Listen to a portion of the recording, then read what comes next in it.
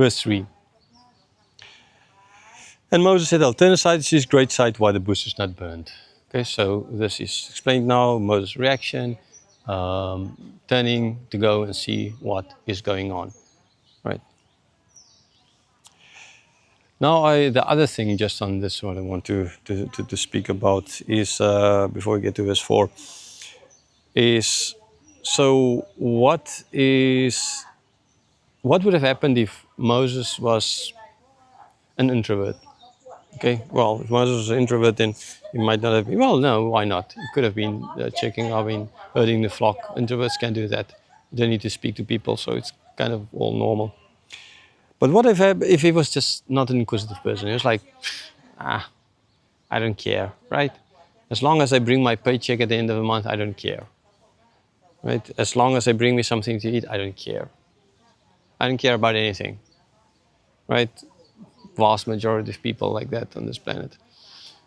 What if Moses was like that? He was not inquisitive.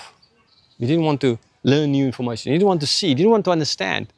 Oh, it's a bush. Well, it's burning. Yeah, it's different than normal, but I have a flock to tend to. This is not my flock. I can't just leave them, right? They belong to Jethro. What will happen then if I leave them? They don't belong to me. Somebody might come and they might run off. And if you're a shepherd and you have sheep and they're up in the mountains and you leave them, they most likely will start finding their own way out into 1,000 different directions, and you're going to have all of the hell to try and get them together. What would it have been if Moses just said, no, I can't because of this, not my flock, I can't just leave them. Doesn't matter, bush burning, not burning, I understand, not understand. It's just not logical for me to go and check this bush out because I'm going to have big, big, big problems. What would have happened then? Right? What would have happened? God would have oh, okay, Moses didn't come. Oh, I didn't foresee that one. Okay, just wait, Israelites there in Hebrews there in Egypt for another 50 years, 80 years, while I have another baby being born, put in a little, I first get another daughter of Pharaoh who will be against her father. I'll get another baby being born. I'll get a sister to check him out. And I'll repeat this. I'll rinse and repeat, right? Like a Groundhog Day kind of idea. Maybe this time it's going to work out better. Right? So now we have Moses too. Moses Jr.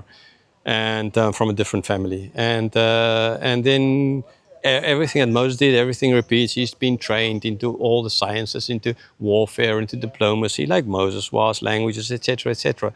Right? He's been groomed to be an ex-leader, or at least a right hand to the leader, to the most mighty man on this planet at that stage.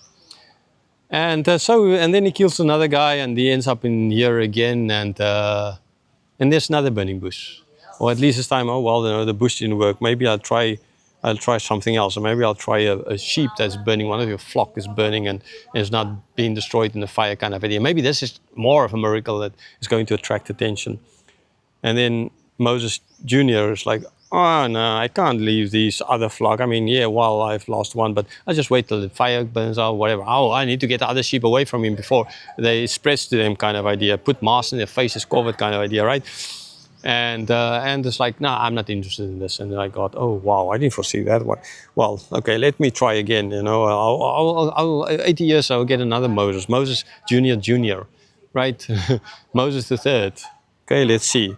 And the story repeats itself. And then he comes, and by now Moses tending cattle, something like that, and now it's a tree burning and not burning, or it's something else, whatever God comes up with. And it's like, and again Moses is like, no, I don't. I mean, I just don't want to get involved. I hate getting involved. That's a personal thing, right? We can speak in my country, in our culture. I mean, I'm speaking of South Africa, although it's not a lot different, right? We can speak of anything, rugby, easy, no problem, but man, not about God, because it might affront me in front of people. No, it's not that much so bad in South Africa, but I know in America it's like that, and in other European countries, it's a personal thing. Someone's like, no, that's a personal thing. That's nothing to do with me. I'm not going to bother about that. And here you have, right, rinse and repeat. It didn't work. Okay, and God's like, okay, well, let me try again. I didn't foresee that one either. So let me try for Moses number 4.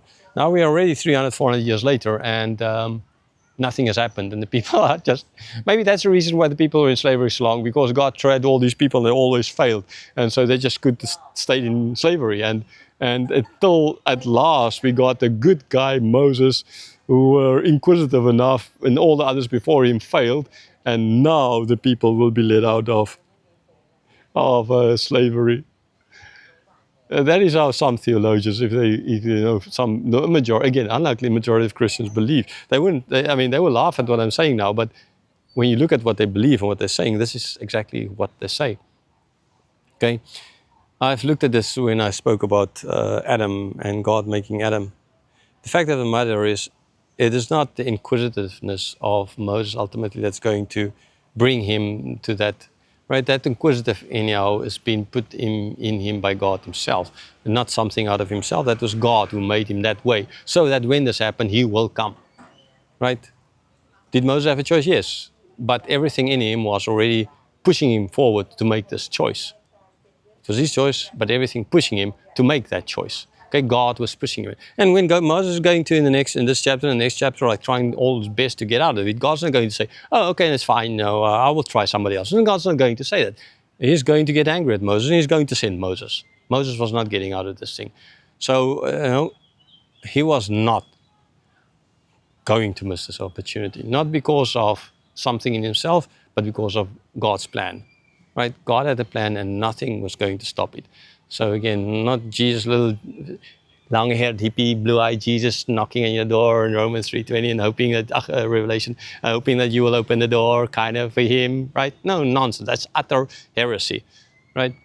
No, God is God, and whatever God wants, God's going to do, and nothing is going to stop that. So ultimately, yes, sure, it's not Moses, it's not God trying and trying and trying and trying, because God has done that. We have the whole Bible of it, full of examples of how God starts over and over and over and over and over and over and over and over, till that little eight that's fallen on its side. It never worked. The Bible's clear about it. It never worked. But here God is starting over with Moses. Moses is going to fail. He's going to sin and die in the desert. He's going to start over with David. He started over with so many. It never worked. Because we can't. Because we can't. It's only Christ who could. So yeah, this is nonsense about you choosing your salvation. It's up to you, and the good deeds that you do will lead to your salvation or anything like that. That's all heresy. To say as it is. That's nonsense. Sorry, people, but that's that like that. You then make God a liar, right? And and God's not God anymore. You are God. So yeah, let's then continue in a different spot. So yeah, here, nice kind of other side of the park with the trees, more tree kind of over there. If you see, you can't see now, like over there, more bushy. And that side is kind of more open with a big lake and not so many trees. Here is more forest kind of area, and that side over there is more where the plants, the flowers, etc. It is more a official kind of a garden. So it's beautiful. Enjoy.